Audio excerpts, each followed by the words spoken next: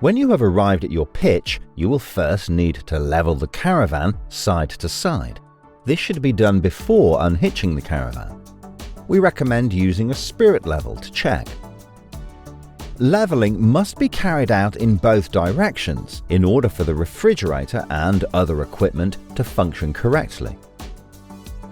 If you need to raise one side of the caravan, you can use leveling blocks that you drive onto, or proprietary levelers from your caravan dealer. Depending on the slope front to back, you can use the jockey wheel to raise or lower the nose of the caravan when unhitched. Once level, to lower the steadies or legs, there are 4 access points, 2 at the front and 2 at the rear. Use the winder supplied with the caravan and turn clockwise to lower to the ground.